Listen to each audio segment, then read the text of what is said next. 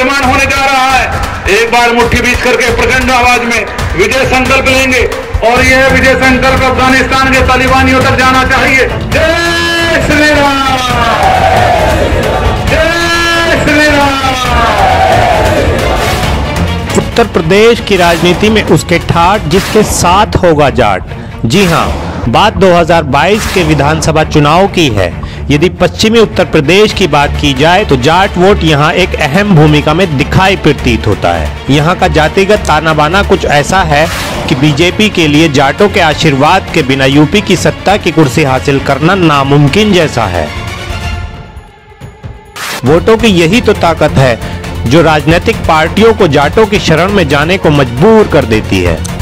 मुजफ्फरनगर दंगों के बाद जाट और मुस्लिमों के बीच बनी खाई को किसान आंदोलन ने कहीं ना कहीं भरने का काम किया है, जिसकी वजह से भारतीय जनता पार्टी की धमनियों में लहू की रफ्तार तेज हो गई है। पश्चिमी उत्तर प्रदेश का जातीय और मजहबी पेंच ही कुछ ऐसा है। यदि पूरी यूपी की बात की जाए तो यूपी में यादव समाज का झुकाव समाजवादी पार्टी की ओर होता है, लेकिन सपा मुस्लिमों को पूरी तरह अपनी ओर खींच नहीं पाती। वैसे ही दलितों का झुकाव बहुजन समाज पार्टी की ओर होता है, लेकिन वो मुसलमानों को पूरी तरह अपनी ओर आकर्षित करने में नाकामयाब रहती है। और इस प्रकार यूपी में दलित, मुस्लिम और यादव वोटों का ये बिखराव भारतीय जनता पार्टी के लिए फायदे का सौदा बन जाता है। यदि जातिगत आंकड़ों के हिसाब से देखा जाए तो पश्चिमी यूपी में 17% जाट हैं, 16% दलित वोट हैं और 22% मुस्लिम वोटर्स हैं। ये पश्चिमी यूपी का वो जातिगत ढांचा है जो बीजेपी को जाट वोट की ओर आकर्षित कर रहा है और जिसमें काफी हद तक तो बीजेपी ने ट्रैक्टर रैली में जाटों को साथ लेकर कामयाबी हासिल करने की कोशिश भी की है। क्या नाम है आपका? सुखवीर। सुखवीर जी कहाँ से आए हैं? फतेहपुर गढ़ी।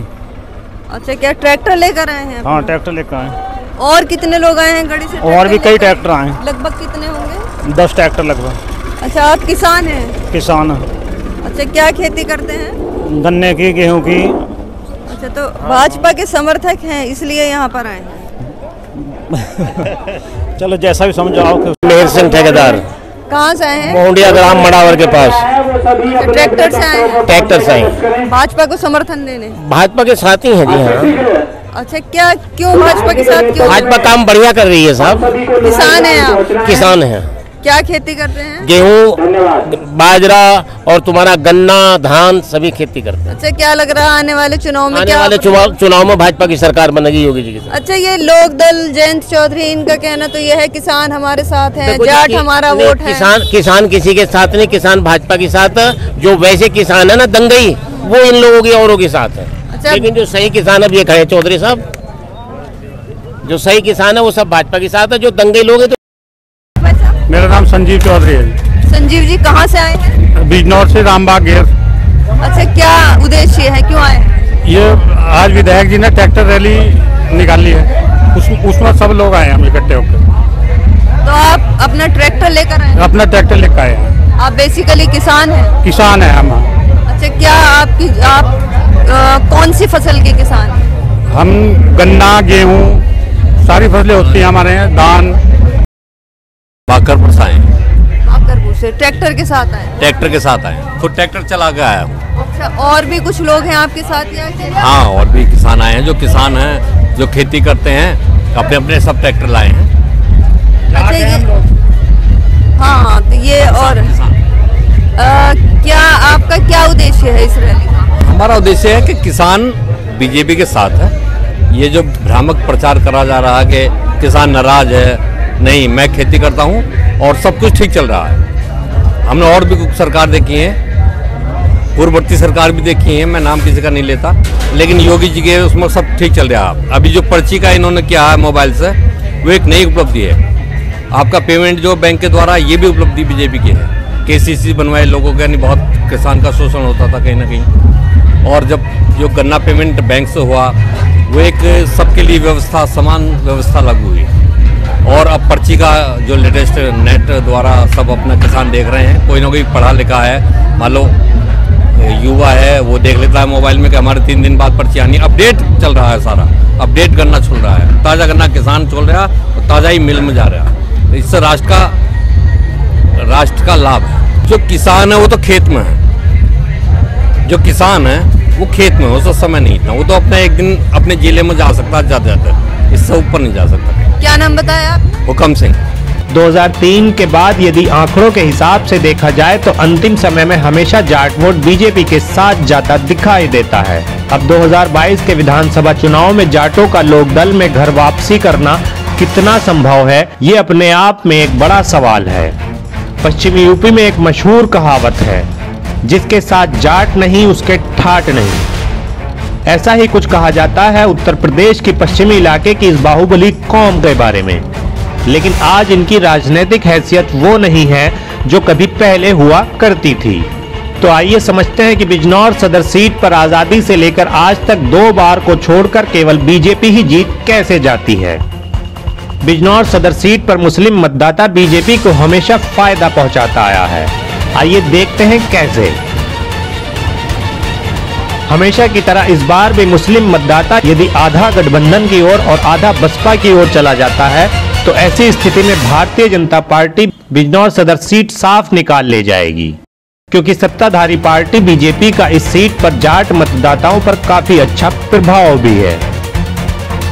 जब बसपा का वोटर मुस्लिम वोट को गठबंधन या सपा की ओर जाता देखता है, उस स्थिति में दलित वोट अपने आप को बसपा पर अकेला पाकर तकरीबन 50% बीजेपी पर चला जाता है, जिससे भाजपा को सदर सीट निकालने में आसानी हो जाती है।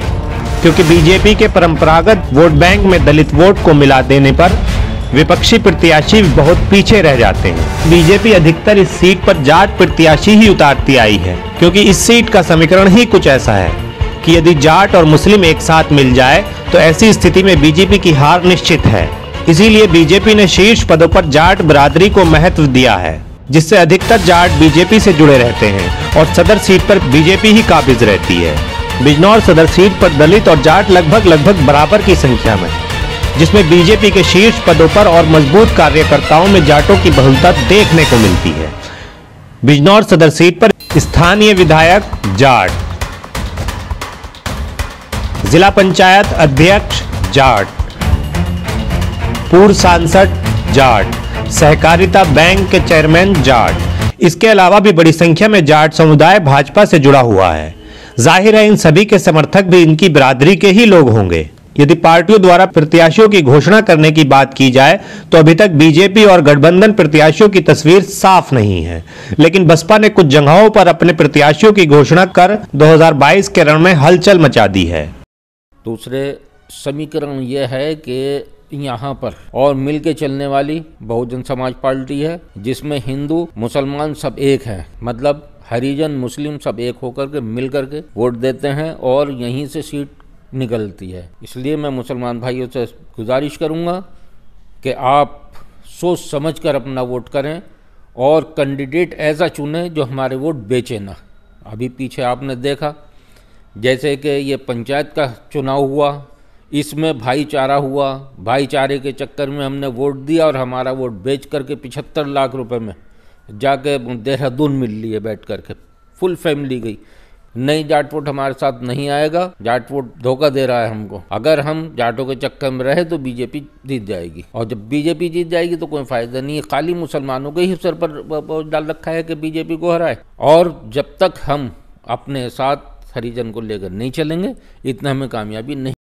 जो सत्ता में इस वक्त लोग आ गए हैं वो भारत के संविधान को बदलना चाहते हैं, दलितों का रिजर्वेशन ख़त्म करना चाहते हैं, अल्पसंख्यकों को नेस्त नाबूद करना चाहते हैं, और इसके लिए तमाम सेकुलर लोगों को, सेकुलर माइंडेड लोगों को और दलित समाज को और अल्पसंख्यक समाज को एक जगह आकर के, और बिजनौर में जो समीकरण बनते हैं हार और जीत करके, जीतने के हम बहुत टाइम से देखते चले आ रहे हैं कि यहाँ पर ये समीकरण बहुजन समाज पार्टी के पक्ष में जाते हैं। जब मुस्लिम और दलित समाज और सेकुलर माइंडेड लोग एक जगह वोट दे देते हैं तो ये फ़िरका परस्त ताकतें हार जाती हैं। नहीं, जैसा पिछला इतिहास बताता है कि जाट मतदाता सिर्फ जाट कैंडिडेट को ही वोट करता है, वो किसी और समाज को वोट नहीं करता है।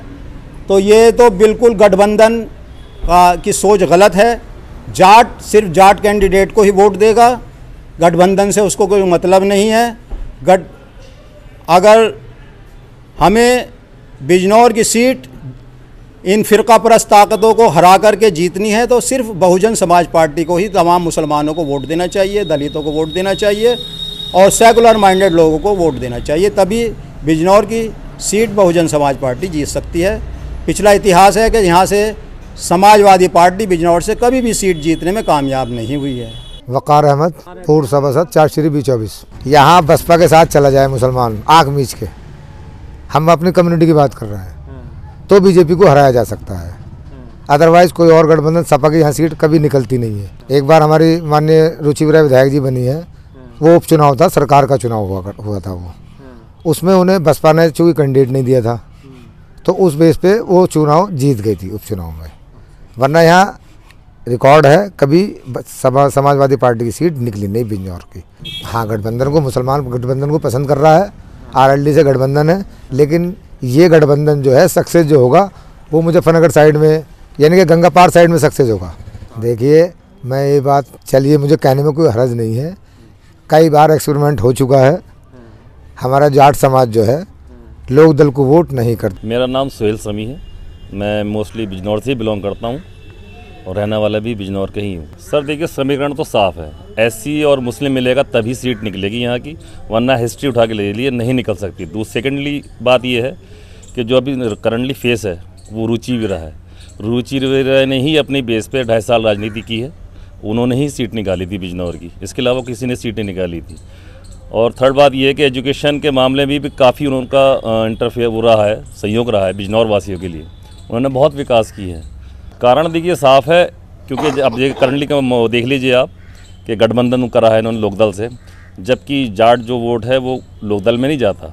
हिस्ट्री उठा के देख लिया, आज तक गया ही नहीं, वो बीजेपी में भी गया है। पता नहीं क्यों सपा बस लोकदल से गठबंधन करके सीट निकालने की कोशिश कर रही है, जबकि इनकी आज तक कोई सीट निकली ही नहीं है। देखिए जी, हराने का कंडीशन सिर्फ एक ही है, अगर बसपा को ये वो सपोर्ट करता है मुस्लिम और एससी मिलके ही इसे बीजेपी को हरा सकते हैं, वरना इसके अलावा कोई समीकरण अभी तक ना है और ना कभी मेरे ख्याल से होंगे। यदि बिजनौर जिले की बात की जाए तो बसपा ने जिले भर में अभी तक 8 में से 6 प्रत्याशियों के नाम की घोषणा कर दी है, जिसमें से चांदपुर से शकील हाशमी, नूरपुर से जियाउद्दीन, नगीना से ब्रजपाल सिंह, बढ़ापुर से मोहम्मद गाजी, नजीबाबाद से शाहनवाज और बिजनौर की सदर सीट से कुमरानी रुचिवीरा का नाम सामने आया है। जिले की सबसे अहम सीट की कमान संभालने वाली रुचिवीरा एक राजनीतिक परिवार से हैं।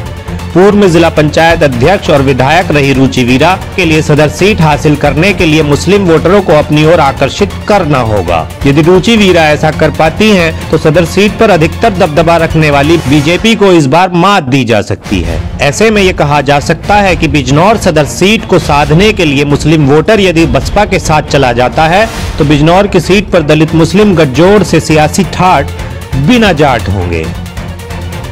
न्यूज डेस्क, बोलता बिजनौर। जो सीधे जोड़ती हैं आपको हमसे, खबर ऐसी जो खबरदार कर दे, सच ऐसा झूठ को शर्मसार कर दे, बहस ऐसी हो जो बाहिसाब कर दे, बिना बदले बिना डरे सच दिखाएंगे हम, बोलता बिजनौर के संग, बिजनौर की आवाज।